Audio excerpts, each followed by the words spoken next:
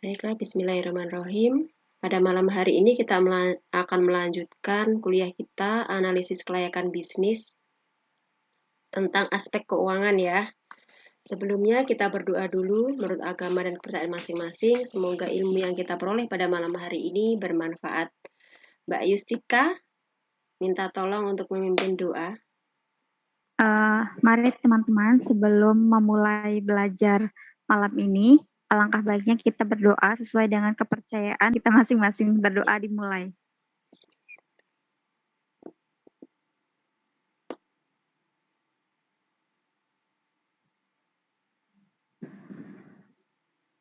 Berdoa selesai. Amin, terima kasih Mbak Yustika sudah Sama-sama, memimpin Bu. membaca doa. Baik, kita langsung saja ya kuliah kita pada malam hari ini. Pada malam hari ini kita akan belajar tentang aspek keuangan bagian 3 ya. Nah, pada malam hari ini kita akan belajar tentang payback period, average rate of return, net present value, internal rate of return, profitability index, dan break-even point. Kita akan mengulas kembali apa definisi investasi ya. Ini juga sudah dibahas pada pertemuan pertama ya, pada aspek keuangan ya. Mbak Anastasia Fayola bisa minta tolong dibacakan? Ya, Bu. Ya, minta tolong dibacakan. Investasi menurut Kandelin. Investasi merupakan komitmen atas sejumlah dana atau sumber dana yang dilakukan pada saat ini dengan tujuan memperoleh sejumlah keuntungan di masa yang akan datang. Ya, terima kasih Mbak Anastasia. Jadi sudah jelas ya definisi investasi ya, merupakan komitmen atas sejumlah dana atau sumber dana yang dilakukan pada saat ini dengan tujuan memperoleh sejumlah keuntungan di masa yang akan datang.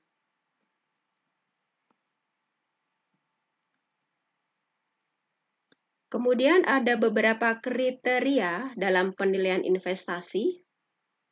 Ada payback period, average rate of return, kemudian net present value, internal rate of return, kemudian profitability index, dan rasio keuangan. Ini bisa dilihat dari likuiditas, solvabilitas, aktivitas, dan profitabilitas ya. Nah, lanjut saja kita pelajari tentang payback period. Ya, apa sih yang dimaksud payback period? Nah, Mbak Yesi sudah di rumah atau masih di jalan? Udah di rumah? Udah, Bu. Ya, iya. Oke, bisa minta tolong dibacakan? Payback periode atau PPP yaitu metode yang digunakan untuk mengukur berapa lama modal investasi yang dilakukan akan kembali yang digunakan untuk pembelian aktiva tetap. Payback periode adalah waktu yang dibutuhkan untuk mengembalikan initial investment dan yang sebuah investasi atau proyek diterima jika payback periode lebih kecil daripada periode yang diisyaratkan perusahaan. Ya, terima kasih sudah dibacakan. Jadi Bapak Ibu, payback period di sini pada dasarnya adalah waktu yang dibutuhkan untuk mengembalikan inisial dari investasi. Jadi investasi yang sudah dikeluarkan itu berapa tahun sih bisa kembali? Ini payback period ya. Jadi sebuah investasi atau proyek itu diterima jika payback period itu lebih kecil dari periode yang disyaratkan perusahaan gitu ya. Jadi kalau payback periodnya itu cepat kembali istilahnya ya. Jadi tidak memakan waktu yang lama gitu baru kembali gitu ya investasi yang ditanamkan tadi ya. Nah, itu diterima ya. Syaratnya itu tadi ya, jika payback period itu lebih kecil dari periode yang disyaratkan perusahaan. Nah, itu berarti investasi atau proyek tersebut dinyatakan diterima. Ini yang dimaksud payback period ya. Nah, ini adalah rumus menghitung payback periods. Ya. Rumusnya yaitu nilai investasi dibagi kas masuk dikalikan 1 tahun. Jadi saya ulangi, rumus payback period adalah nilai investasi dibagi kas masuk bersih dikali 1 tahun. Ya. Nah, memakai rumus ini jika estimasi keuntungan atau kas bersih yang didapat itu sama setiap tahunnya ya. Nih, jika kas bersih atau pendapatan yang diterima setiap tahunnya itu sama gitu ya. Itu kita memakai rumus ini. Nah, ini contohnya, ini langsung kita praktekkan saja ya, jadi biar lebih memahami gitu apa yang dimaksud payback period gitu, langsung ke prakteknya ya. Ini contoh soalnya. Pada tahun 2022, PT Maju Jaya berencana melakukan investasi di bidang stasiun pengisian bahan bakar umum atau SPBU nih ya, harusnya ya. Senilai 5 miliar ya. Diperkirakan nilai ekonomis aset tersebut adalah 5 tahun. Dengan estimasi keuntungan atau kas bersih yang sama setiap tahunnya yaitu 2,5 miliar.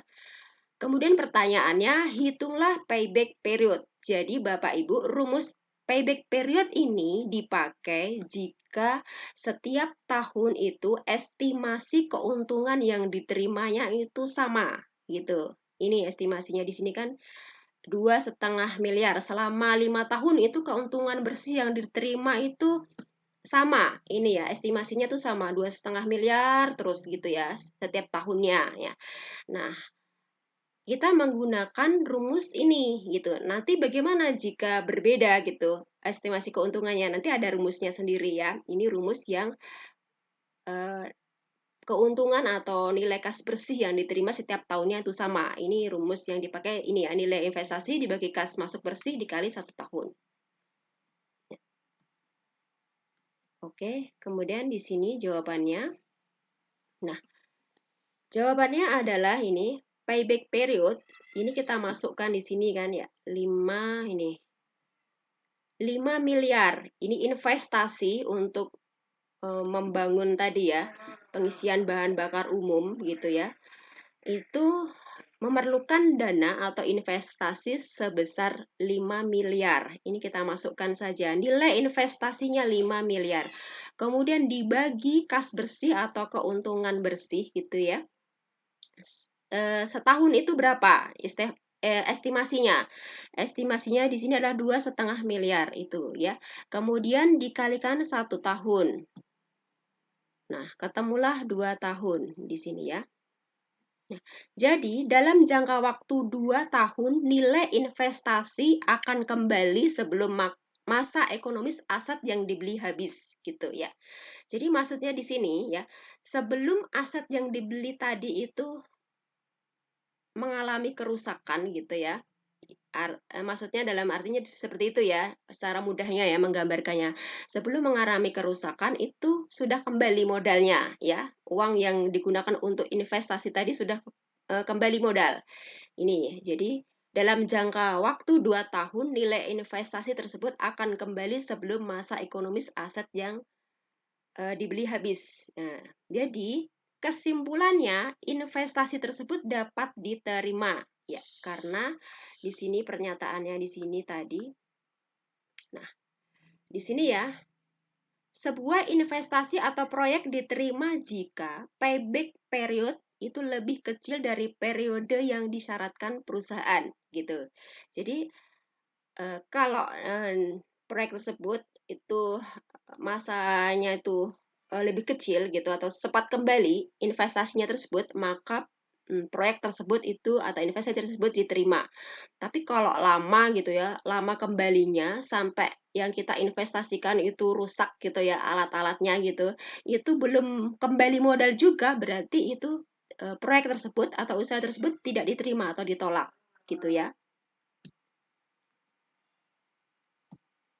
Nah, ini tadi rumusnya ya.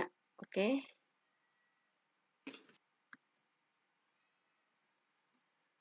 Ini sebentar, teman kita baru pada masuk. Oke, sampai di sini sudah paham? Nanti kalau kurang paham saya jelaskan lagi. Atau ada pertanyaan? Mbak Yuli, Bu Miss, Mbak Iis. Mbak Iis lagi kerja ya? Lagi kerja ya, Mbak Maaf, aku Yesi, baru Mas Ali, Mbak join. Bu, maaf baru join Bu, Tasya. baru Oke, pulang oke. Bu. Mas Gilang, Mbak Baby. Oke, Ibu, nggak apa-apa. Ada Mas Riki, ada Mbak Trinisha, ada Mbak Nurul, ada Mbak Baby. Assalamualaikum semuanya. Waalaikumsalam Ibu. Ya, saya sapa dulu nih teman-teman. Ya, oke. Bu, bisa diulang yang payback period ini, Bu? Oke, siap. Saya ulangi. Kita pelan-pelan ya. Kita belajar bersama, oke? Ya. Dari mana Mbak Yesi kita mengulanginya? Dari pengertiannya atau langsung perhitungannya? Enggak, Bu, yang Perhitungannya. perhitungannya. Oh ya, siap. Kita mulai dari rumus ya, biar teman-teman yang baru gabung juga bisa menyimak lagi. Oke. Jadi, rumus payback period, rumusnya adalah nilai investasi dibagi kas masuk bersih dikali 1 tahun. Nah, kita menggunakan rumus ini jika estimasi keuntungan atau kas bersih yang didapat itu sama setiap tahunnya. Nah, ini contoh, langsung ke contoh soal aja ya, biar teman-teman langsung paham penerapannya itu seperti apa gitu ya.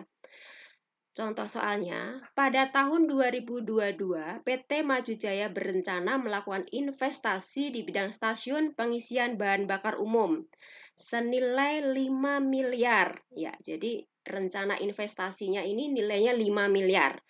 Nah, diperkirakan nilai ekonomis aset tersebut adalah 5 tahun gitu. Nilai ekonomis aset tersebut itu 5 tahun diperkirakan ya. Jadi kalau lebih dari 5 tahun itu aset tersebut sudah rusak gitu. Misalnya alat-alatannya, peralatannya, ini dia untuk SPBU tadi ya, pengisian bahan bakar umum itu mesinnya sudah rusak kayak gitu ya. Jadi nilai ekonomis aset tersebut itu bisa digunakan untuk ini melayani ini ya, pengisian bahan bakar itu 5 tahun usianya. Nah, intinya di sini kapan akan kembali dana tersebut atau uang tersebut sebelum 5 tahun. Kan di sini ya, nilai ekonomis aset tersebut 5 tahun ya. Artinya kalau lebih dari 5 tahun aset tersebut tuh diperkirakan sudah rusak ya, atau sudah tidak layak pakai dan harus diganti ya.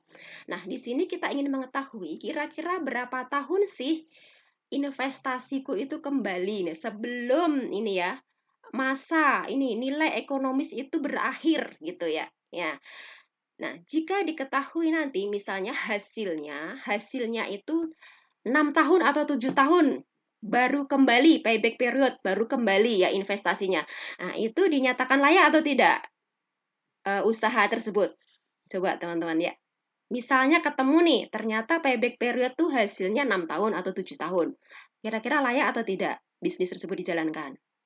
Tidak Bu. Ya. Tidak Bu, Oke. karena kan targetnya kan 5 tahun. Iya, oke. Paham kan sampai di sini? Mbak Yesi, sudah paham sampai di sini? Iya, Bu. Ya. Nah, seandainya payback period itu setelah dikalkulasi ketemunya itu 3 tahun atau 4 tahun, layak atau tidak? Sangat layak Bu. Iya. Layak, Bu. Oke, sudah paham sampai di sini? Sudah, Bu. Ya, oke, sip kalau gitu. Nah, hitunglah payback periodnya. Nah, ini kita masukkan.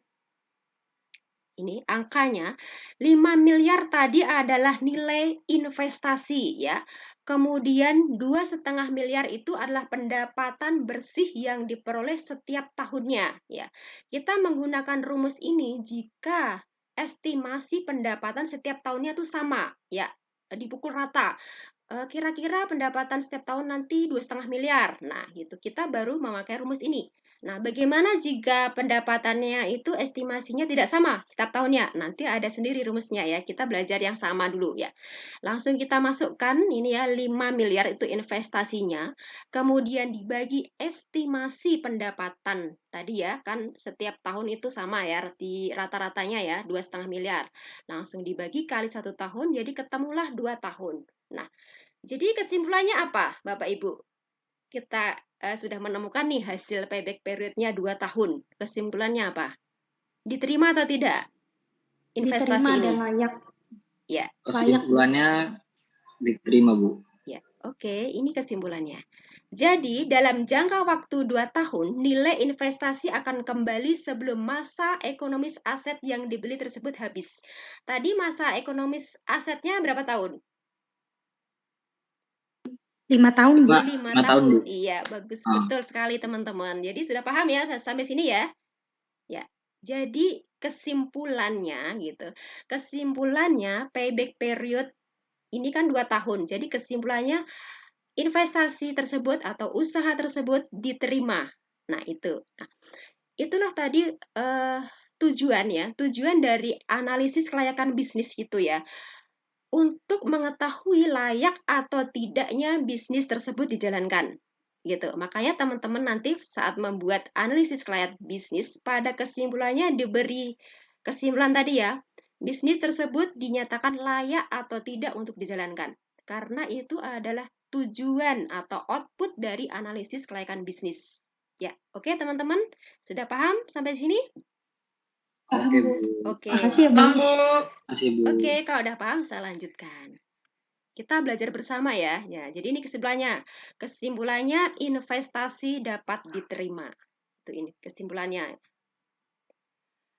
Nah, untuk berikutnya, nah ini adalah contoh keuntungannya yang tidak sama. Ini ada soalnya, contoh soalnya. Oke, bisa minta tolong dibacakan. Kalau membaca itu insya Allah ingat ya. Wah, aku pernah membacakan soalnya gitu atau materinya. Jadi insya Allah nanti akan terkenang, teringat. Mbak Yuli bisa minta tolong dibacakan. Ibu kangen sama Mbak Yuli. Halo Mbak Iya, Yuli. bisa Ibu. Oke. Perusahaan Rudi merencanakan investasi terhadap aset tetap sebesar 100.000. Diperkirakan nilai ekonomis aset tersebut adalah 5 tahun. Dengan estimasi keuntungan selama 5 tahun berturut-turut adalah 25.000, 30.000, 40.000, 35.000, dan 40.000. Hitunglah payback periodnya. Ya, terima kasih Mbak Yuli sudah dibacakan ya. Kenapa sih saya ngasih Sama-sama, ngasih angkanya kecil gitu, biar teman-teman mudah menghitungnya. Kalau angkanya miliar-miliaran nanti pusing ngitungnya ya. Ya, ini contoh. Saya kasih contoh aja biar lebih mudah untuk memahaminya gitu ya. Kalau baru belajar langsung miliaran pusing Bu ngitungnya, angkanya banyak banget nolnya gitu. Jadi saya emang sengaja ini kasih angka yang kecil gitu biar lebih mudah untuk memahaminya. Baik, saya bacakan ulang ya. Pelan-pelan ya kita belajarnya karena perhitungan ya. Perusahaan Rudi merencanakan investasi terhadap aset tetap sebesar Rp100.000. Ini aset tetapnya ya. Investasi aset tetapnya 100.000. Nah, diperkirakan nilai ekonomis aset tersebut 5 tahun ya. Jadi aset tersebut masih bisa dipakai, layak dipakai itu jangka waktunya hanya 5 tahun. Kalau selebihnya dari itu sudah tidak layak dipakai, harus diganti gitu ya. Nah, dengan estimasi keuntungan selama 5 tahun berturut-turut adalah tahun pertama keuntungannya 25.000. Tahun kedua keuntungannya 30.000. Tahun ketiga maaf 40.000. Tahun keempat menurun 35.000. Kemudian tahun kelima naik lagi 40.000 ya. Pertanyaannya, hitunglah payback periodnya. Nah, ini adalah untuk estimasi keuntungan yang tidak sama setiap tahunnya. Baik, bagaimana cara menyelesaikannya? Nah, ini. Nah, caranya adalah seperti ini ya, agak berbeda ya sama tadi ya Bapak Ibu ya. Jadi jumlah investasi tadi adalah 100.000. Jadi hasil tahun pertama, nah, tahun pertama tadi keuntungannya adalah 25.000. Saya buka dulu soalnya. Nih kan ya. Rencananya investasinya 100.000. Nah, tahun pertama keuntungan yang diperoleh adalah 25.000. Ini tahun pertama. Nah, kita kurangkan saja gitu ya. 100.000 baru kembali modal 25.000. Jadi yang belum kembali modal uang kita berapa? 75.000 ya kan, kita kurangkan saja. Nah, ini adalah cara menyelesaikannya untuk estimasi yang setiap tahun tuh keuntungannya tidak sama ya. Ya, 100.000 tahun pertama baru balik modal 25.000. Berarti kita kurangkan kan?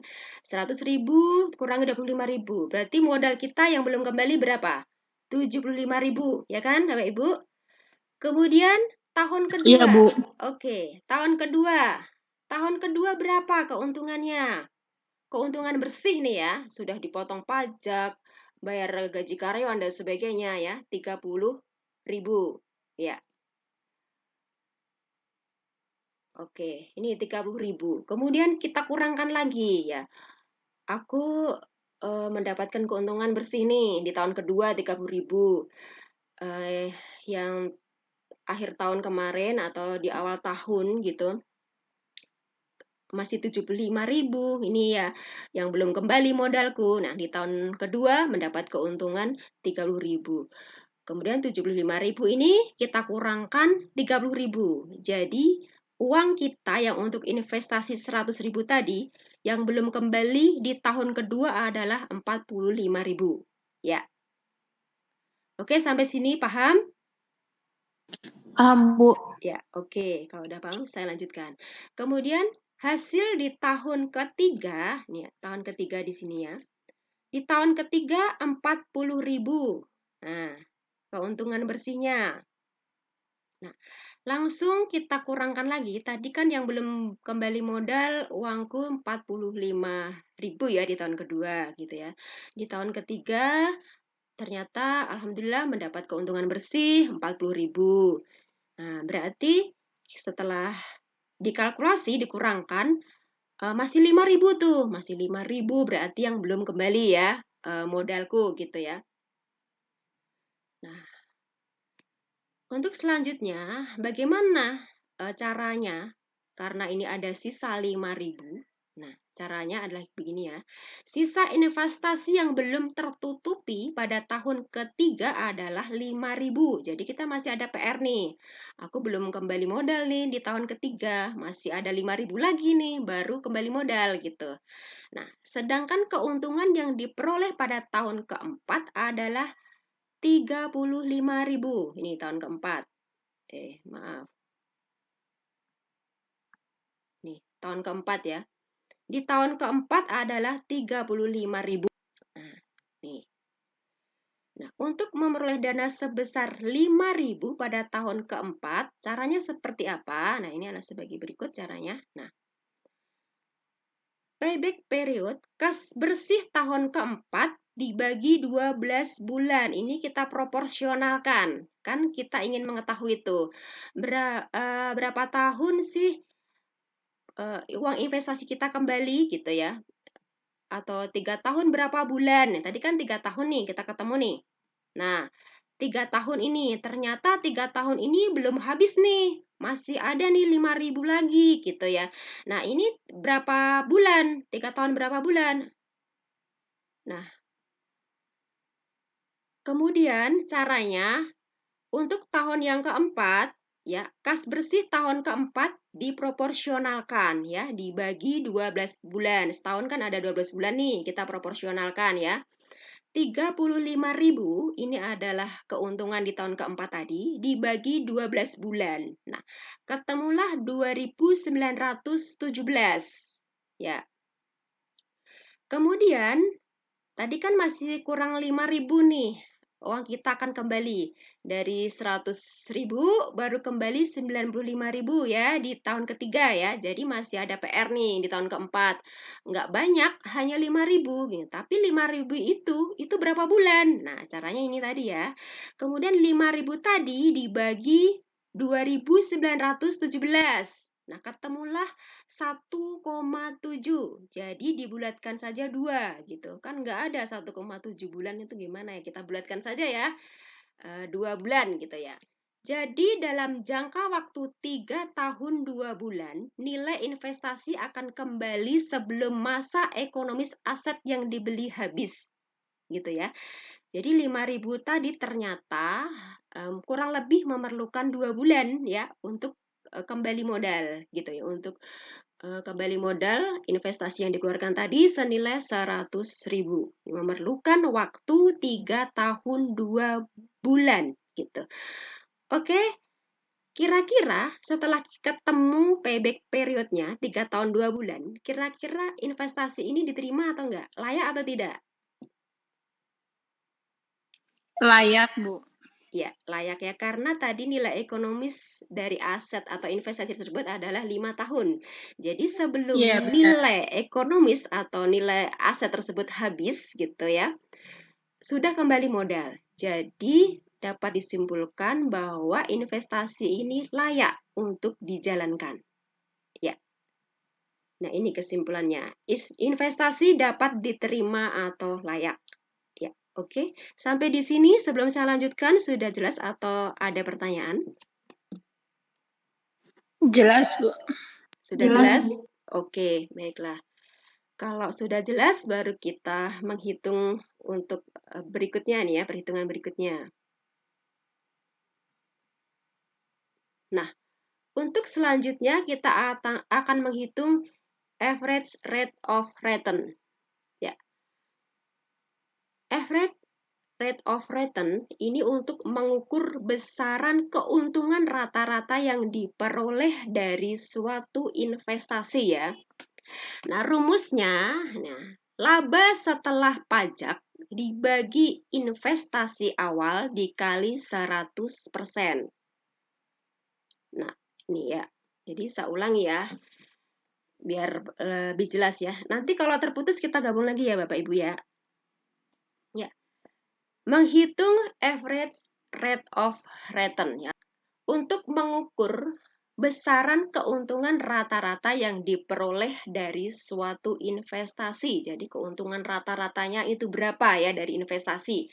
Nah, rumusnya laba setelah pajak dibagi investasi awal dikali 100%. Ya. Langsung saja kita praktekkan ya, biar lebih paham ya. Kalau kita mempunyai rumus tapi tidak dipraktekkan nanti nggak bisa menggambarkan ya. Maksudnya seperti apa gitu. Kalau langsung praktek, ada rumus langsung praktek, nanti insya Allah teman-teman akan lebih paham gitu ya insya Allah ya. Oke, bisa minta tolong dibacakan Mas Ali? Mas Ali sudah di rumah atau Iya, masih Bu. dalam perjalanan? Saya sudah di rumah, Bu. Ya, oke. Iya, Tolong Bu. dibacakan. Oke. Average rate of return atau ARR. ARR untuk mengukur besaran keuntungan rata-rata yang diperoleh dari suatu investasi. Oke. Untuk rumusnya ialah ARR laba setelah pajak dibagi investasi awal lalu dikalikan 100. Contoh soal. Suatu proyek memerlukan investasi pada aset tetap sebesar 200 juta ya, Bu. Ya. Dan 50 juta untuk modal kerja. Aktiva tetap ekonomisnya ialah 5 tahun. Lalu mengalami penyusutan dengan metode garis lurus. Penghasilan ditaksir sebesar 400 juta per tahun. Biaya operasional tunai 200 juta. Dan pajaknya ialah 40%. Berapakah average rate of return-nya? Ya, terima kasih Mas Ali Ya, sudah Bu. dibacakan. Sama-sama, Bu. Jadi ini ya, proyek tersebut memerlukan investasi ya pada aset tetap ya sebesar 200 juta dan 50 juta untuk modal kerja ini. Jadi memerlukan modal kerja ini ya, 200 juta dan 200 juta itu untuk aset tetapnya dan modal kerjanya 50 juta ya. Kemudian aktiva tetap ekonomisnya, umur ekonomisnya itu 5 tahun ya. Kemudian ada penyusutan juga ya dengan metode garis lurus ya. Kemudian penghasilan ditaksir sebesar 400 juta per tahun. Ini ya, estimasi pendapatannya atau penghasilannya. Ini ya, estimasinya 400 juta per tahun. Nah, kemudian biaya operasional tunai, biaya operasionalnya ini ya, 200 juta. Kemudian pajaknya 40%. Nah, berapakah ARR-nya gitu ya? Average rate of return-nya. Oke. Langsung aja kita jawab ini ya. Nah, jawabannya adalah ini ya. Hasil penjualannya tadi adalah 400 juta ya. Kemudian ada biaya operasional 200 juta. Kemudian penyusutan 200 juta dibagi 5 tahun. Kita kembali ke sini dulu soalnya. Ya, penghasilannya 400 juta per tahun. Nah, ini ada 400 juta. Kita masukkan dulu penghasilannya ya, 400 juta. Kemudian ada biaya operasional 200 juta di sini dari soal ya. Biaya operasional 200 juta ya. Di sini 200 juta. Kemudian biaya penyusutan 200 juta, di sini ada penyusutan. Nah, ini ya. Kan di sini ya aset tetapnya tadi adalah 200 juta ya. Nah, ini aset tetapnya tadi 200 juta. Nah, di sini aktiva tetap ekonomisnya adalah 5 tahun. Kemudian ada biaya penyusutannya ya. Nah, dari 200 juta ini kan aset tetap kita ya. Kemudian umur ekonomisnya 5 tahun. Jadi 200 juta tadi, aset kita tadi dibagi 5 tahun. Untuk mengetahui penyusutan per tahun. Ya, ini ya. Oke, saya ulangi sedikit ya. Jadi hasil penjualan di sini adalah 400 juta ya. Kemudian biaya operasional 200 juta, kemudian penyusutannya ini adalah untuk aset tetap yang kita investasikan. Itu ada biaya penyusutannya ya. Jadi karena nilai ekonomis aset tersebut adalah 5 tahun, jadi 200 juta ini kita bagi 5 gitu ya, ketemulah 40 juta. Nah, biayanya ini kita jumlahkan, ketemu 240 juta ya. Kemudian dari hasil penjualan tadi 400 juta dikurangkan biaya operasional dan biaya penyusutan 240 juta, ketemulah laba kotor 160 juta. Laba kotor ini sebelum pajak ya. Ya. Kemudian ada pajak 40%, kemudian kita kalikan dengan laba kotor kita yang kita peroleh, cuma belum dipotong pajak ya. Kemudian ketemulah di sini 64 juta. Nah, dari laba kotor yang kita peroleh tadi dipotong pajak sebesar 64 juta. Nah, ketemulah laba bersih 96 juta.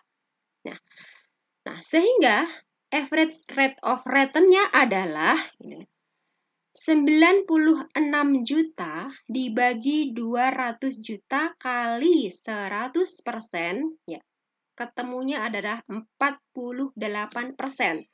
Rumusnya ini, coba saya ulangi di sini ya. Nah, rumusnya di sini adalah ya, laba setelah pajak. Udah ketemu tadi di sini laba setelah pajaknya ya 96 juta gitu ya.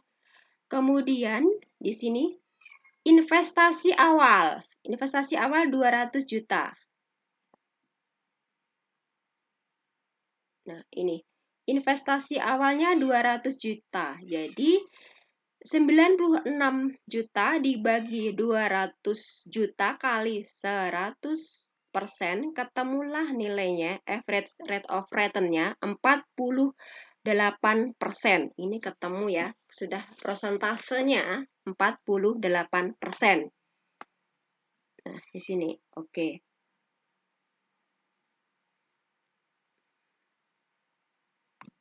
Oke, sudah jelas atau ada pertanyaan? Ini rata-ratanya ya 48%. Tunggu. Bu, jadinya bisa di state-nya bagaimana nih 48%-nya ini, Bu? Ya, di sini dari definisinya dulu ya, kita baca dulu ya. Average rate of return ini adalah untuk mengukur besaran keuntungan rata-rata yang diperoleh dari suatu investasi. Nah, kalau di sini ada dalam bentuk persentase ya, karena laba setelah pajak dibagi investasi awal kali 100%. Nah, ini jadi di sini kan ketemu nih 48% dari rata-rata keuntungannya tadi investasi kita tadi adalah 200 juta tadi ya. Nah, average rate of return rata-ratanya itu adalah 48%. Jadi 200 juta tadi ya dikalikan 48%. Nah, itu berapa kalau dihitung? Rata pendapatannya ketemu 96 juta. Ya, oke, ini 40 average rate of return-nya. Ini ya rata-rata pendapatan yang diperolehnya 96 juta. Ini karena ini tahun tadi ya. Ini kita menghitungnya per tahun ya, rata-rata per tahun yang diperoleh tadi 96 juta. Ini ya 48%. Ya, sebetulnya dari sini laba bersih sudah ketahuan sih Bu, 96 juta, cuman kita ingin mengetahui prosentasenya. Prosentasenya itu berapa persen sih? 48% ternyata prosentasenya. Jadi keuntungan yang diperoleh rata-rata setiap tahun itu 48%, atau kalau diuangkan itu ya ini laba bersihnya ini tadi 96 juta. Nah, 96 juta itu prosentasenya berapa sih dari investasi yang kita tanamkan tadi ya? 48%. Nah, rumusnya ini ya, average rate of return ini tadi ya, laba bersih setelah dikurangi pajak dibagi investasi kita kali 100%, 48% di sini persentasenya gitu. Rata-rata yang keuntungan ya diperoleh setiap tahun itu 48% gitu. Ini nilainya ini tadi laba bersihnya itu Berarti 96 juta. positif ya Bu? Positif ya, karena setiap tahun tadi kita dapat 96 96 juta kali 5 tahun tadi kan, dapatnya 480 juta. Padahal tadi investasi yang kita tanamkan tadi adalah 200 juta. Ya, selama 5 tahun ternyata kita dapat mendapatkan uang gitu, keuntungan 480 juta. Ya, berarti 480 juta tadi dikurangi 200 kan? Ya kan tadi investasinya ya. Investasinya 200, jadi dapat 280 kan? Oh iya. Ya kan? Kita investasi tadi kan 200 gitu. 200 tadi kan sudah uang kita dari awal nih, balik modal dong 480. Jadi keuntungannya adalah 280 juta, ya kan? Di luar uang tadi modal kita awal 200 juta. Jadi udah dapat keuntungan 280 juta dalam waktu 5 tahun. Ya. Oke, sampai di sini sudah jelas? Nanti saya putar lagi nih videonya, saya share lagi. Jadi kalau lupa itu bisa diputar ulang. Insya Allah ya. Oke, sampai di sini udah jelas ya. Kita lanjut lagi karena banyak yang harus dihitung nih. Ya, oke. Nanti kalau lupa saya share seperti biasa ya di link YouTube, nanti bisa dibuka lagi ya. Disimak kembali kalau lupa cara menghitungnya. Nah, oke. Untuk selanjutnya kita menghitung lagi net present value, ya NPV. Ya, bisa dibacakan Bu Miss sepertinya bersemangat sekali. Udah makan malam belum Bu? Kemarin belum makan ya? Belum makan. Ya Allah. Habis ini aja. Ibu pulang jam berapa? Ya segini belum makan. Tadi repot Bu kalau kerja sambil makan, ntar nggak konsen. Oh gitu. Ya oke Bu. Bisa minta tolong dibacakan. Baik Bu. Net present value atau NPV. Net present value atau NPV adalah nilai kini atau present value dari seluruh arus kas yang dikeluarkan untuk atau diperoleh dari sebuah investasi atau proyek. Kriteria penilaian, jika NPV lebih dari 0, maka usulan investasi diterima. Jika NPV sama dengan 0, maka usulan investasi diterima dan bisa ditolak. Yeah. Jika NPV kurang dari 0, maka usulan investasi tidak diterima.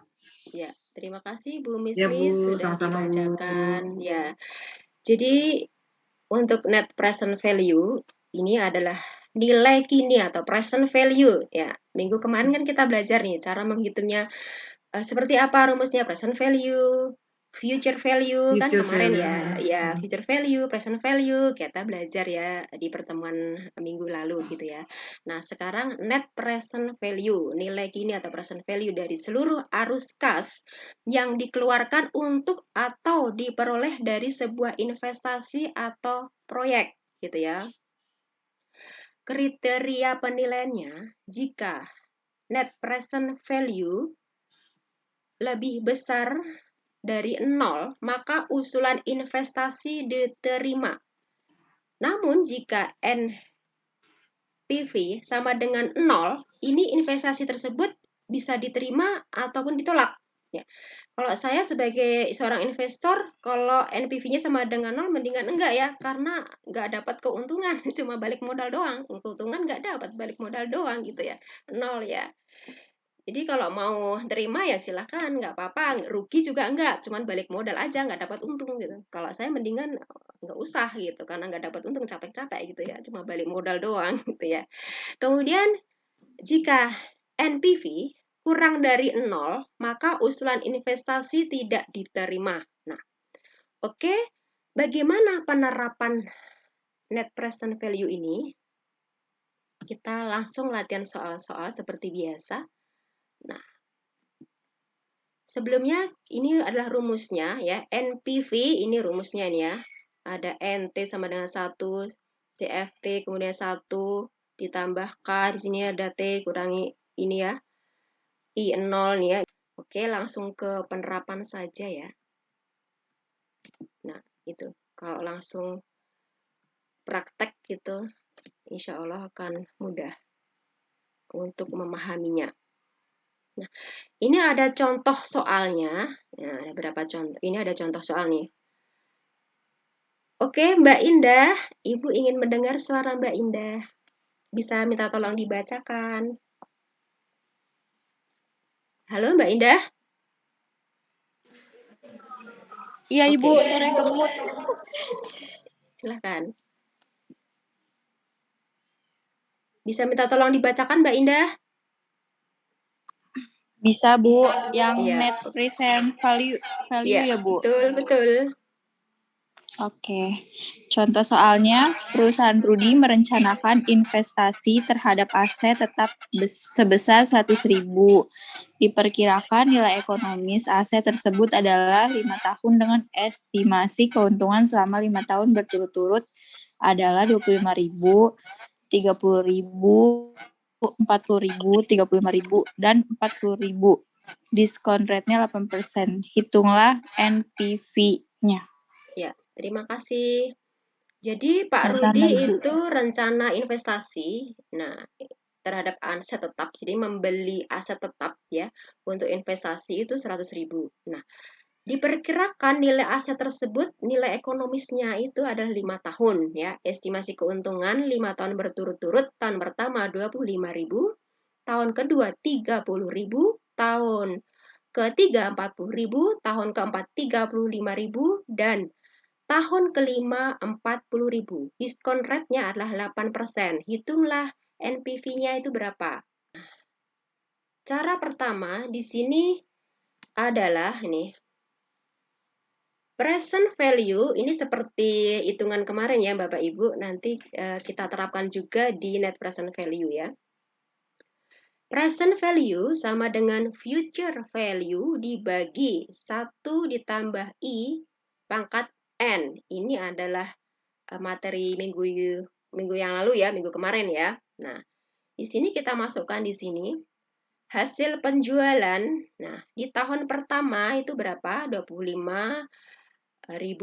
Tahun kedua 30.000, tahun ketiga 40.000, tahun keempat 35.000, tahun kelima 40.000. Diskon rate-nya adalah 8%. Ini adalah suku bunganya. Suku bunga 8%. Langsung kita masukkan ini rumusnya. Kita masukkan ke sini rumusnya. Ketemulah ini. Mungkin kalau dari Excel lebih paham kali ya. Saya pindah ke Excel aja ya, biar nggak pusing. Oke, biar lebih jelas. Sebentar. Nah, ini saya juga menyiapkan Excel-nya. Kalau di Excel itu lebih jelas. Nah, ini sama. Sudah kelihatan? Ini Excel-nya. Halo Bapak Ibu? Di Ya, layar Bu. apakah sudah kelihatan di Excel-nya? Udah kelihatan, Bu. Oke, baik. Ini yang soal yang sama, cuma tadi adalah di PowerPoint. Ini saya pindah pindahkan saja ke Excel ya. Dengan Excel kan Bapak Ibu bisa lebih paham nih cara rumusannya seperti apa. Rumusnya kita pertama ini ya. Kita pakai rumus yang kemarin ya, present value ya. Future value dikalikan 1, ini dibagi ya, 1 di plus R atau I boleh, atau K ya, ini ya misalnya. Ada yang suatu buku itu ya, suku bunga itu memberikan simbol K, ada juga yang simbol I, bisa juga simbol R gitu ya. Kemudian pangkat N. Nah, ini hasil penjualannya di sini tahun pertama di sini kita masukkan 25.000 kita masukkan. Kalau pakai Excel kan jelas ya, soalnya di atas terus penyelesaiannya di bawahnya, jadi enak nggak balik slide kanan kiri kan bolak-balik gitu ya. Nah, berturut-turut ini tahun pertama 25.000 kita masukkan, tahun kedua 30.000, tahun ketiga 40.000, tahun keempat 35.000, tahun kelima 40.000. Kemudian diskon rate-nya 8% gitu, atau ini ya. Ini adalah rumus di sini, langsung di sini ya Bapak Ibu ya. Di sini lihat di sini ya, rumus semua nih itu. 1 dibagi, ini 1 ditambah 8% langsung kita desimalkan ya, 0,08 gitu ya. Kemudian dipangkatkan N. Pangkat N di sini adalah tahun pertama. Jadi di sini ya, jangan lupa nanti waktu mengcopy rumus, jangan lupa memindahkan ini ya, tahun. Di sini N adalah tahun. Nah, tahun pertama di sini. Nah, ini harus diganti nanti, coba yang kedua ya, tahun kedua. Nah, ini harus 2 diganti. Jadi kalau mengcopy boleh, tapi jangan lupa mengganti yang di sini. Rumus tahunnya ya. Jangan tahun pertama semua, nanti salah copy ya. Dari atas ke bawah di copy thread, nanti tahunnya sama, tahunnya 1. Jadi padahal yang akan kita hitung nanti di tahun kedua. Jadi N-nya di sini ya. N-nya di sini jangan lupa diganti, kalau tahun 2 diganti tahun kedua ya. Ini ya. Kemudian yang ketiga, nah ini N-nya ini sini kita ganti 3 karena tahun ketiga ya. Jangan lupa diganti. Nah, ini tahun keempat ya. Kita ganti ini tahun keempat. Nah, kemudian tahun kelima juga kita ganti, jangan lupa ya. Ini ya, kita ganti. Ini untuk menghitung diskon rate ya. 8% tadi ya, atau suku bunga 8% tadi. Ini pakai rumus ini ya. Kemudian present value di sini. Nah, rumusnya adalah hasil penjualan dikalikan di sini. Perhitungan di sini nih ya. Sudah ketemu angkanya, langsung kita kalikan saja. Karena dari rumus di sini kan, ya.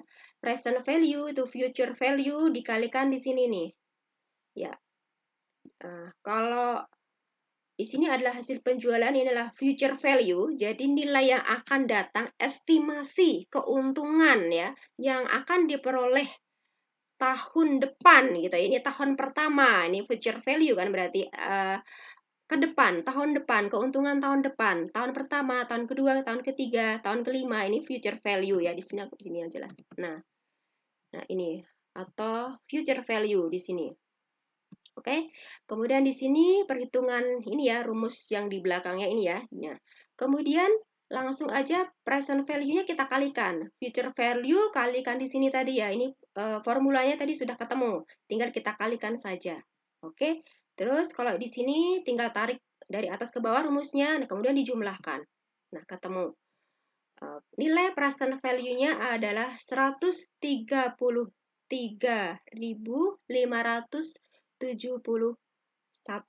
rupiah ya. Nah, kemudian nilai investasinya tadi berapa? Nilai investasinya di sini adalah 100.000. Nah, kemudian di sini net present value. Net present value-nya berapa? Nah, ini udah ketemu di sini 33.571. Nah, ketemu net present value-nya. Ya. Oke. Kalau pakai Excel enak ya, langsung perhitungannya langsung gitu ya, langsung Bu, bisa kita cari. Bu, aku mau tanya, itu Iya, Bu. pangkat N ya, Bu? Iya, N-nya itu tahun, Ibu, di sini. Maksudnya N Iya. di sini adalah tahun. Itu pangkat ya, Bu ya? Iya, pangkat. Pangkat N. Pangkat 1. Oke, Bu, makasih. Iya, jangan lupa ya, teman-teman mahasiswa ya. Di tahun kedua jangan lupa pangkatnya diganti ya. Gitu. Ada beberapa mahasiswa itu mengerjakan soal tuh langsung copy dari atas, kopas dari atas, seret gitu. Coba kalau nggak diganti ya tas ya. Beda, hasilnya tuh beda gitu. Nah, jadi sama gitu ya. Jadi sama hasilnya. Ini salah gitu. Karena tahun pertama, tahun kedua kan beda gitu ya. Ini hasil penjualnya juga beda. Jadi kalkulasinya juga beda karena ini rumusnya pangkat N. N di sini adalah tahun keberapa? Tahun kedua, tahun ketiga gitu. Jadi kalau langsung kopas ya nanti beda hasilnya, jadi salah. Jawabannya salah gitu. Oke, jangan lupa. Biasanya kesalahannya di sini nih, di sini. Lupa mengganti pangkat N tahun. Langsung kopas aja dari atas ke bawah. Nah, itu salah nanti hasilnya ya, kurang tepat. Ya. Nih. Oke. Jadi ketemulah net present value-nya, hasilnya ya. 33.571 rupiah. Oke. Nah, itu. Nah, sebetulnya ini ada dua macam rumusnya di sini. Saya geser dulu. Ada dua macam menghitung net present value. Namun hasilnya tuh sama. Ya, ini coba saya bandingkan.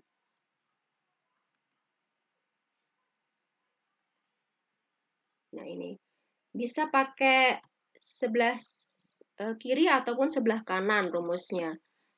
Boleh, sama hasilnya sama. Nih. Saya kecilkan dulu ya biar bisa membandingkan. Pakai yang kanan atau kiri boleh, hasilnya nanti sama. Ya, saya kan ngambil dari beberapa buku ya, buku acuan gitu ya. Nanti saya sengaja menggambarkan dua model gitu. Nanti teman-teman biar nggak bingung gitu, kok begini gitu ya. Yang benar yang mana rumusnya gitu. Karena kalau membaca nanti ya di buku pelajaran ya, buku analisis kelayakan bisnis atau analisis keuangan, kok rumusnya begini gitu. Beda sama yang rumus yang lalu gitu ya. Nah, adalah sama. Yang penting hasilnya sama. Di sini kan future value dikalikan ya sebelah kiri ya. Nah, 1 dibagi ya. 1 plus R ya, atau I dipangkatkan N gitu. Terus yang rumus yang kedua sama, nama sama ya. Terus present value sama dengan future value dibagi. Nah, ini 1 plus R pangkat N. Nah ini diskon rate-nya nanti ketemunya beda ya. Hasilnya ini beda. Namun nanti hasil akhirnya itu sama. Nah ini. Hasil akhirnya sama nih Bapak Ibu. Gitu. Beda. Istilahnya 1000 jalan menuju Roma gitu ya. Mau lewat Mampang, mau lewat Tebet, mau lewat gitu. Nanti ketemunya sama di satu tujuannya gitu ya. Ini sama, hasilnya sama. Ini sudah ada di modul juga ya. Nah, oke, Bapak Ibu. Jadi nanti jangan bingung ya, rumus yang mana sih yang benar gitu. Dosen A ngatakan rumus ini, dosen B rumus ini, yang mana yang benar? Ya, semuanya sama, benar. Gitu. Nanti hasil akhirnya sama. Oke, sampai di sini ada pertanyaan? Itu dibagi satu ya Bu, jadinya sama aja sih ya, per satu. Iya, sama Ibu. Jadi pakai rumus yang kiri ataupun rumus yang kanan itu sama. Hasil akhirnya sama. Tapi kayak ribetan yang pertama ya Bu, dari kedua. Ya, sesuai dengan yang menggunakan individu masing-masing ya berbeda-beda ya. Senang yang pakai yang mana gitu. Yang kiri boleh, yang kanan boleh. Tapi untuk hasil akhirnya sama gitu. Oke? Oke. Ini kesimpulannya ya. Jadi jumlah present value ini lebih besar dari investasi sehingga nilai NPV bernilai positif ini ya. Oh, ini nilainya positif ini ya. Karena present value itu lebih besar dari investasi sehingga nilai NPV-nya bernilai positif. Karena ini ya, jumlah present value nilainya ini adalah 133.571, sedangkan investasi kita tadi adalah 100.000 gitu ya. Jadi net present value 33.571. Jadi nilainya positif tidak negatif ya. Jadi investasi ini diterima Bapak Ibu. Ini berdasarkan dari pernyataan ini tadi ya. Pernyataan yang di depan tadi ini. Nah, ini. Ini kelihatan kan ya kriteria penilaian tadi. Net present value lebih besar dari 0, maka usulan investasi diterima. Ya. Kemudian kalau net present value sama dengan 0, maka usulan investasi bisa diterima dan ditolak. Nah, jika net present value kurang dari 0, ini biasanya minus, nilainya minus karena kurang dari 0 ya, minus 100.000 atau minus 50.000 gitu ya, maka usulan investasi tersebut tidak terima gitu ya. Bagaimana mau diterima minus gitu ya, hasilnya minus gitu ya. Jadi nggak diterima. Tapi jika net present value-nya tuh lebih besar dari 0, maka usulan investasi diterima. Ini tadi hasil perhitungannya adalah ketemunya ini. Nah, ketemunya ini jumlah present value-nya adalah 133.571. Nah, ini nilainya lebih besar dari nilai investasi kita yang tadi 100.000. Jadi net present value kita ini 133.571 dikurangi nilai investasi kita 100.000. Jadi netnya, ini net present value-nya 33.571. Jadi ini kan menurut kriteria penilaian tadi ya, jika present value-nya itu lebih besar dari investasi, sehingga di sini kan present value-nya lebih besar nilai investasi, sehingga nilai NPV-nya ini adalah lebih besar dari 0, jadi nilainya positif. Jadi investasi ini diterima ya. Nah, investasi diterima atau layak untuk dijalankan. Oke. Internal rate of return adalah tingkat bunga yang menggambarkan nilai bersih sekarang, NPV, sama dengan jumlah semua investasi usaha. Jadi, tingkat bunga yang menggambarkan nilai sekarang, net present value, sama dengan jumlah semua investasi usaha. Nah, di sini rumusnya ini. IRR-nya ya iya tambah ini NPV 1, NPV 1 dikurangi NPV 2, kemudian I2, I1, kemudian NPV. Ini adalah keterangannya, net present value. I itu adalah tingkat diskon rate pertama ya, I1, I2 adalah tingkat diskon rate kedua. Nah, kriterianya gitu ya. Internal rate of returns jika lebih besar dari I itu adalah tingkat suku bunga, maka investasi tersebut layak ya secara finansial ya. Kemudian di sini jika internal rate of return itu kurang dari tingkat suku bunga atau tingkat diskon rate, maka investasi tidak layak ya secara finansial gitu ya. Kemudian jika internal rate of return-nya sama dengan I, sama dengan suku bunga atau diskon rate-nya, maka investasi berada pada posisi titik impas atau break-even point. Ya. Nah, langsung ke contohnya ya. Contoh soalnya, Mbak Wis Dahniar, bisa dibacakan? Internal rate of return contoh soal. Perusahaan Ruby merencanakan investasi terhadap aset tetap sebesar 100.000. Diperkirakan nilai ekonomis aset tersebut adalah 5 tahun. Dengan estimasi keuntungan selama 5 tahun berturut-turut adalah 25.000, 30.000, 40.000, 35.000, dan 40.000. Tingkat bunga 19%. Untuk menghitung nilai PV dari hasil, hitunglah IRR-nya. Ya, terima kasih. Sudah dibacakan ya. Ini adalah soalnya ya. Perusahaan Rudi merencanakan investasi terhadap aset tetap sebesar 100.000.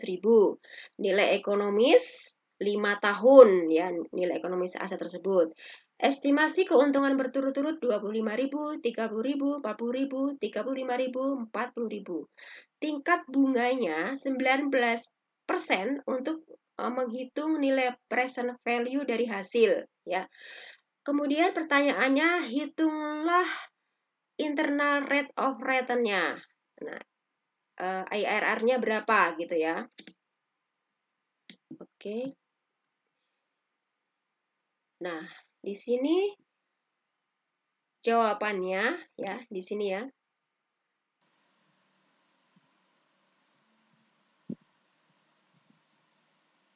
Rumus present value-nya adalah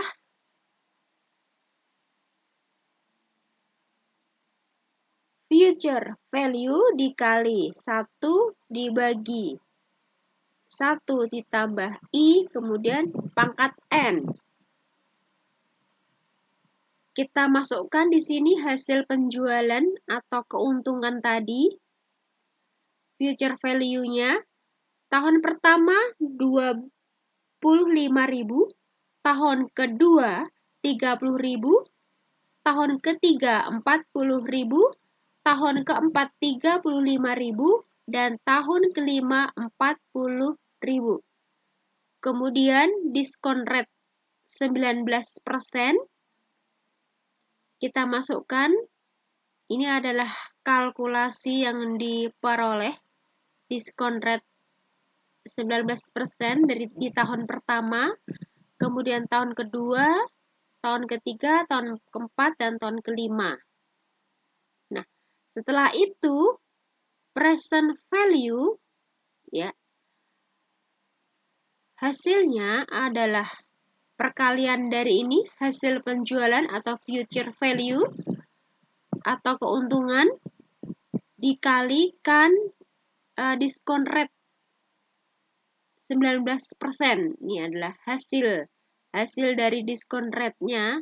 Setelah dikalkulasi, ketemulah nilai present value di tahun pertama adalah Rp21.008, tahun kedua Rp21.185, kemudian tahun ketiga Rp23.737, tahun keempat Rp17.453,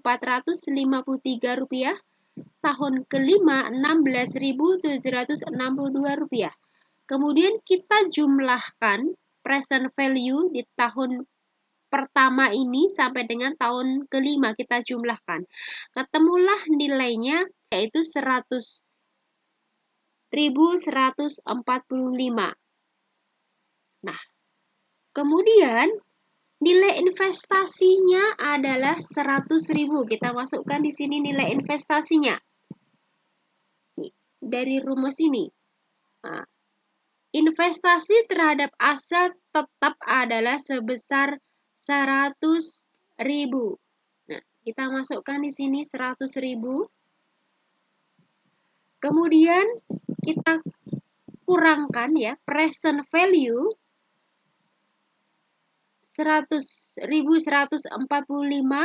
dikurangi dengan nilai investasi 100.000, ketemulah net present value-nya 145.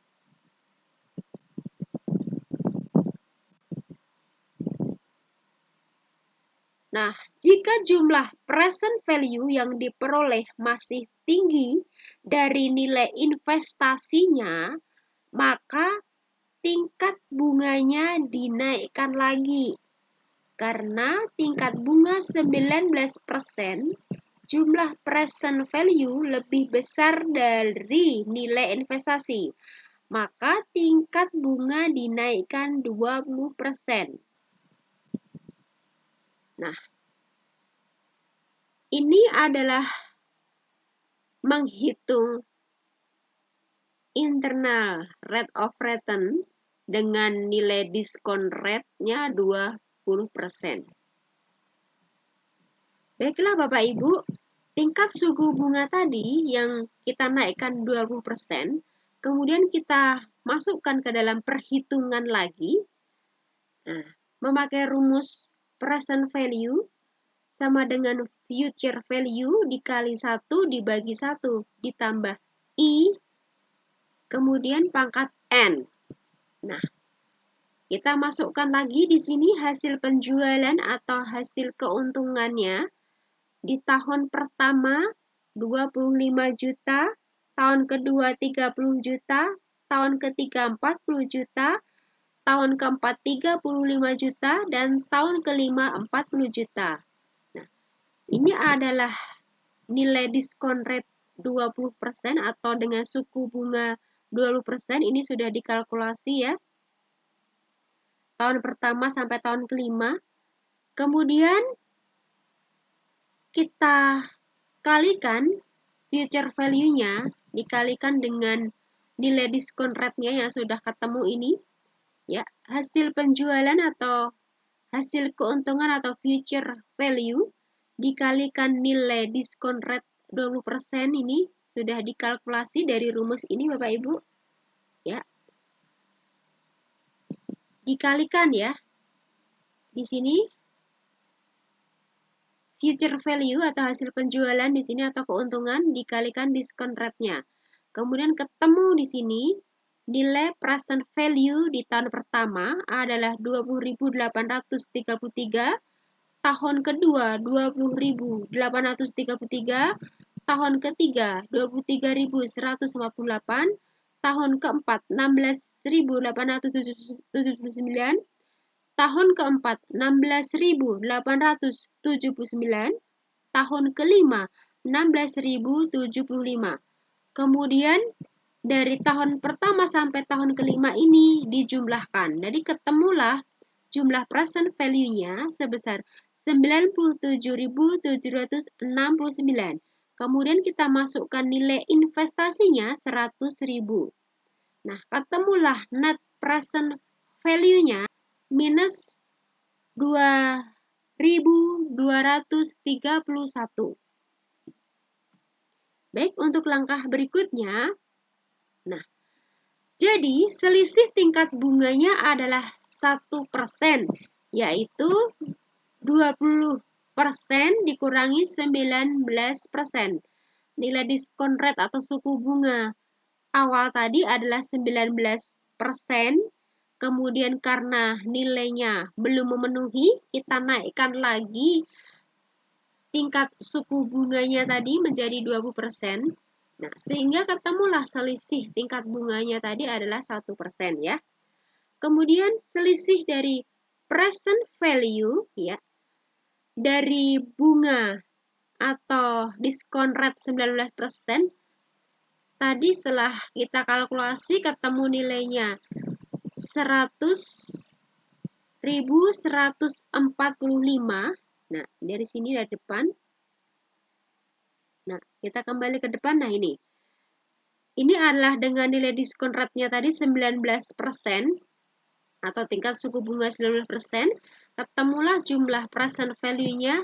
Kemudian yang di bawahnya ini adalah hasil perhitungan present value dengan nilai diskon rate 20% ini. Kita lihat kembali. Nah, di sini present value senilai 97.769 ini adalah dari diskon rate 20%. Nah, di sini. Nah, kemudian kita kurangkan, ketemulah angka 2.377. Jadi selisih present value dari capital outlays adalah atau selisih present value dari nilai investasi ya. Nah, tadi dengan suku bunga atau diskon rate 19%, ketemu nilai present value-nya sebesar 100.145. Kemudian di bawahnya adalah nilai investasi tadi 100.000. Nah, Ini kita cari selisihnya berapa. Ternyata selisihnya adalah 145. Ya. Maka internal rate of return-nya dapat kita temukan 145 dibagi 2.377 dikali 1%. Hasilnya adalah 0,061%. Jadi, internal rate of return-nya adalah 19% ditambah 0,061%. Ketemulah angka 19,061%. Nah, kesimpulannya di sini adalah tingkat bunga untuk memperoleh jumlah present value terhadap nilai investasi sama dengan 0 atau mendekati 0, maka tingkat bunga yang diberikan adalah 19,061%.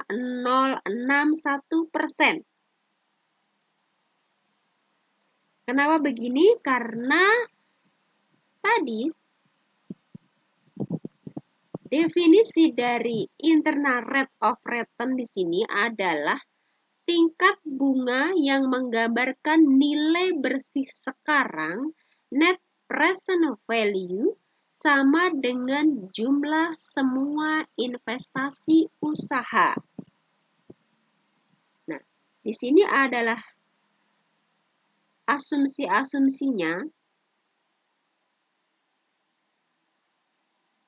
Nah, di sini jika internal rate of return-nya lebih besar dari tingkat diskon rate atau tingkat suku bunga, maka layak secara finansial. Namun, jika nilai internal rate of return-nya kurang dari tingkat suku bunga, maka investasi tidak layak secara finansial. Kemudian, jika internal rate of return-nya sama dengan I, maka investasi berada pada posisi titik impas atau break-even point. Nah, itu tadilah Bapak Ibu. Sekilas saya ulangi tadi teori tentang internal rate of return.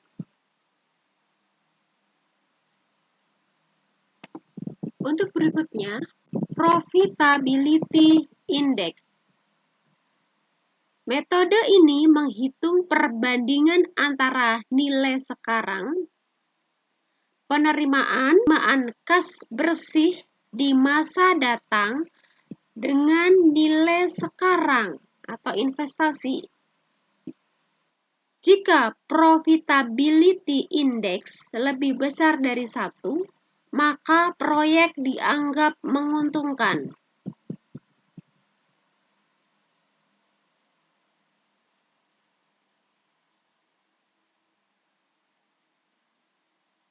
Rumusnya yaitu profitability index sama dengan present value of future cash flow dibagi initial investment.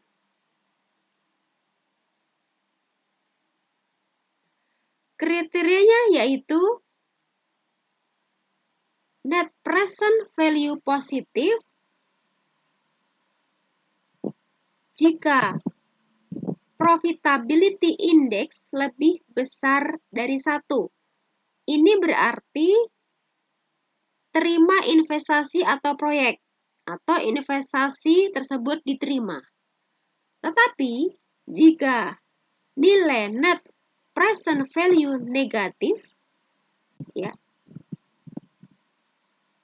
profitability index kurang dari 1, ini artinya tolak investasi atau proyek. Atau investasi tersebut ditolak.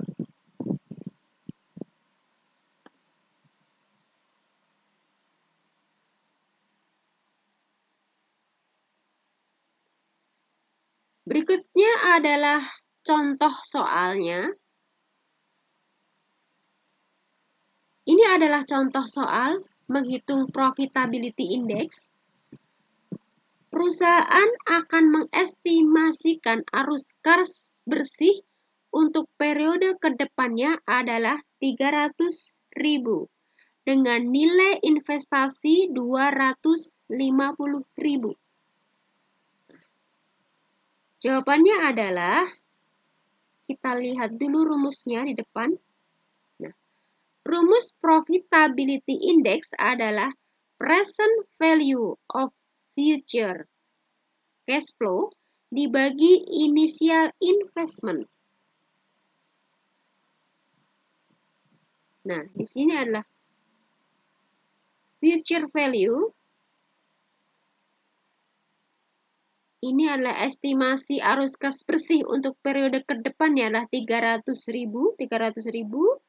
Kemudian dibagi investment atau investasi, nilai investasinya di sini ada 250.000. Nah, ketemulah nilai 1,2.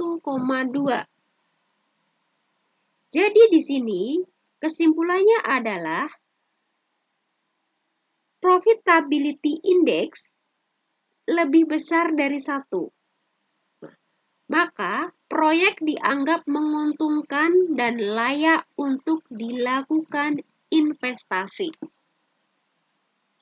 Bagaimana Bapak Ibu?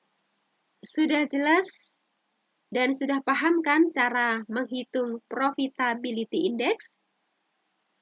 Baik, kita akan melanjutkan cara menghitung break-even point.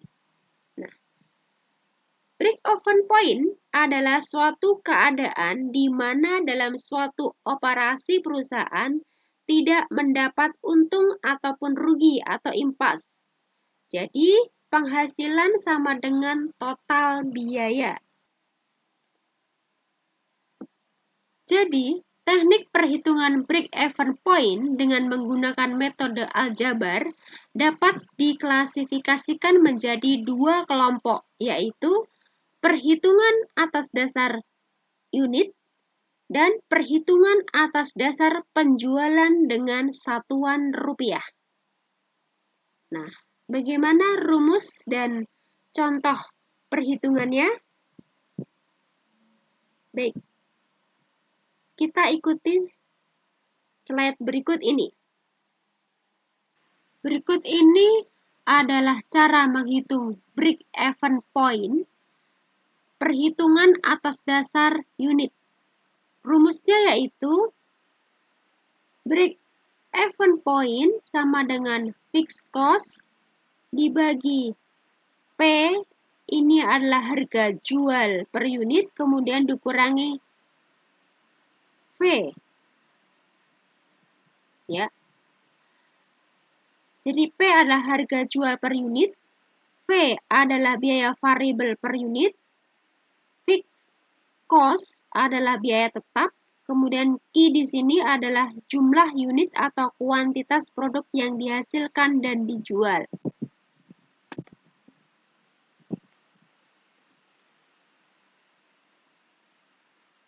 Adapun contohnya yaitu ini adalah contoh soal untuk menghitung break-even point berdasarkan perhitungan atas dasar unit. Contohnya adalah perusahaan Amin bekerja dengan biaya tetap sebesar Rp100.000. Biaya variabel per unit Rp50. Harga jual per unit Rp150. Nah, pertanyaannya, berapa unit yang harus dijual perusahaan untuk mencapai break-even point? Nah, jawabannya yaitu break-even point, kita lihat dulu rumusnya. Nah, fixed cost atau biaya tetap dibagi P, harga jual per unit, dikurangi V. Nah, V di sini adalah biaya variabel per unit. Jadi, biaya tetap dibagi harga jual per unit dikurangi biaya variabel per unit. Baik, kita kembali lagi ke jawaban. Nah, di sini. Break-even point. Nah, tadi adalah rumusnya adalah biaya tetap. Nah, ini biaya tetapnya kita masukkan di sini. Ya. Kemudian harga jual per unit. Harga jual per unit Rp150 kita masukkan ke sini. Kemudian dikurangi variabel. Nah, variabel per unit di sini adalah Rp50. Nah, kita masukkan di sini. Kita jumlahkan. Setelah dihitung, maka ketemulah 1000 unit. Nah, di sini artinya bahwa perusahaan harus menjual 1000 unit produk untuk menutupi biaya tetap senilai 100.000 atau untuk mencapai break-even point dengan biaya tetap sebesar 100.000, maka perusahaan tersebut harus menjual 1000 unit produk untuk menutupi biaya tetap senilai 100.000.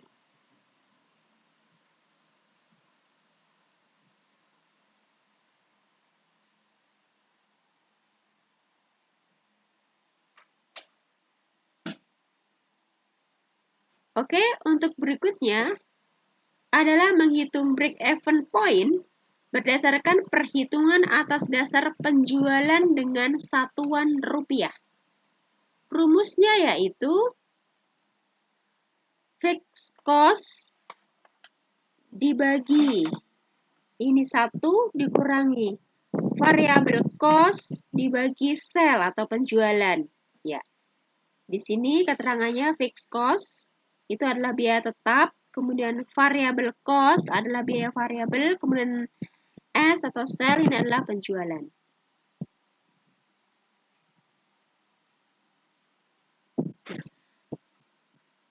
Kita akan belajar cara menghitung break-even point atas perhitungan atas dasar penjualan dengan satuan rupiah. Contohnya, perusahaan Amin bekerja dengan biaya tetap sebesar 100.000. Biaya variabel per unit Rp50. Harga jual per unit Rp150. Pertanyaannya yaitu berapa nilai rupiah yang harus didapatkan perusahaan dari hasil penjualan untuk mencapai break-even point. Nah, kalau di depan tadi adalah ibu-ibu, kalau di depan tadi kita untuk mengetahui perhitungan atas dasar unit. Jadi, berapa unit perusahaan tersebut harus memproduksi produk untuk mencapai break-even point. Nah, sekarang yang berikutnya adalah perhitungan atas dasar penjualan dengan satuan rupiah. Nah, di sini untuk mengetahui berapa nilai rupiah yang harus dihasilkan oleh perusahaan tersebut untuk mencapai break-even point atau titik impas.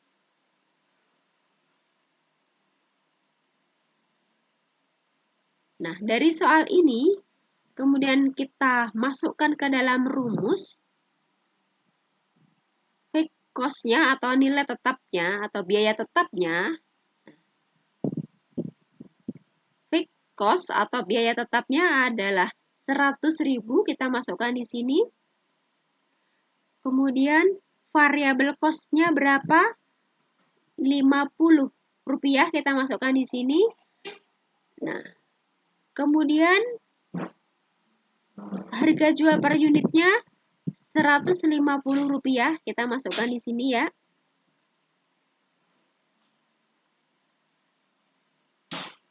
Nah, kemudian kita jumlahkan. Nah, ketemulah hasilnya Rp150.000.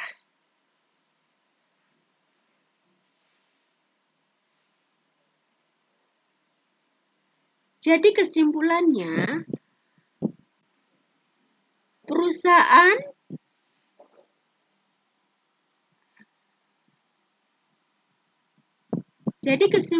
yaitu untuk mencapai nilai break-even point, perusahaan tersebut harus mendapatkan nilai penjualan sebesar Rp150.000.